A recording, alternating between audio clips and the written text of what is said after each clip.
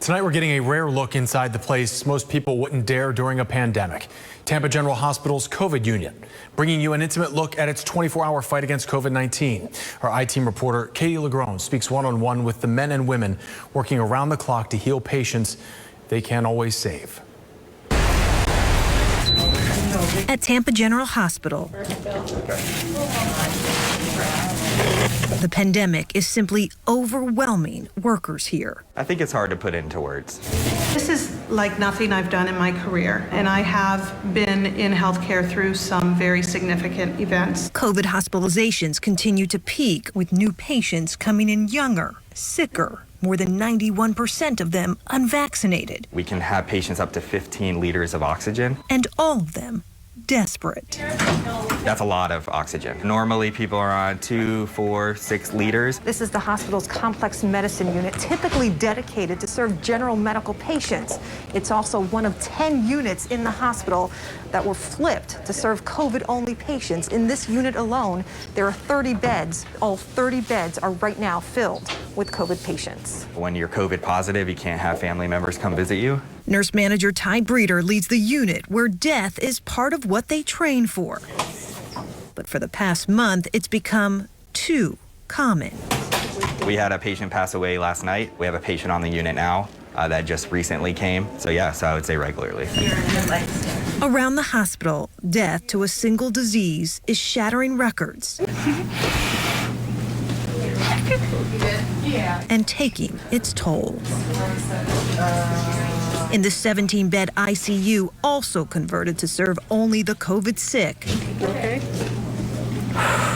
It was another tough morning for veteran nurse manager Sabrina Ridout. Today was a tough day.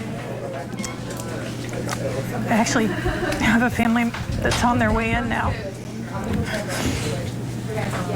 Across the state, there are early signs of hope. Hospitalizations are down to nearly 15,000 from a summer peak. Statewide, new admissions have also dropped from the previous week. Very encouraged by what we are seeing, that we could be seeing finally the decline. I hope it's peaked. I pray it's peaked. To the front line, it's something to hold on to when the day-to-day continues to be almost unbearable. To watch that family member say their last goodbyes to their family, that's the hardest part for me. It's been a rough day, but yeah, that's our new normal. A new normal, all the frontline workers we spoke with say, comes with an incredible amount of frustration given the success and availability of the vaccination. Still, so many in our state remain reluctant to take. From the classroom to the front lines, tonight we're going to tell you the story of this latest COVID-19 wave through the eyes of some of our youngest nurses who just graduated. I-Team investigator Katie Legrone tonight with the story. None of us were ready for it. Not for a virus we knew so little about and killed so quickly.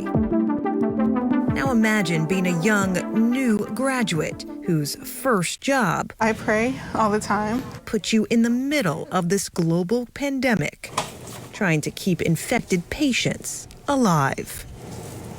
It still doesn't feel real. Nia Gand is a young nurse at Tampa General Hospital who has spent most of her career caring for patients infected with the virus of the century. Never in my nursing career would I have expected to have to go through these changes and have to go through a pandemic. 28-year-old Sierra also has just over 2 years under her nursing belt, 18 months of it defined by extra layers of PPE. So everybody here is COVID.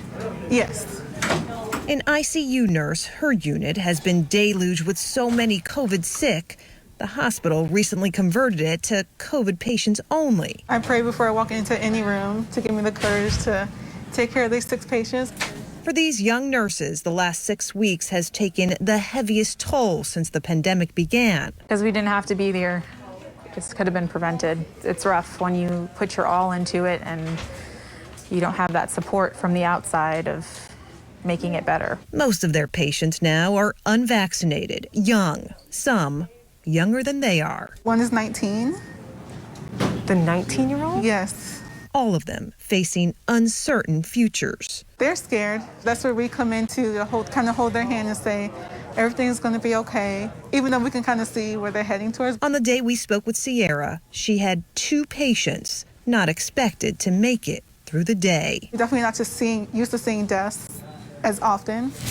Death for young nurses doesn't typically happen so early, so fast, so often. Literally, you're just seeing this patient just go downhill before your eyes over the course of 12 hours. And it's just crazy how fast it happens. It has made me more grateful for life, for sure. Every breath that I take, I'm grateful for it because someone can lose their life.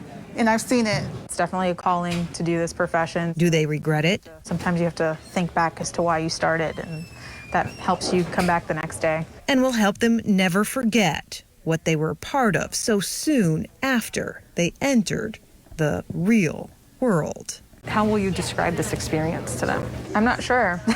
I'll just tell them it was rough and crazy times, and we did unimaginable things, and as a nurse, we had to stretch pretty thin and do a lot of things to save patients, and it was a scary time for everyone.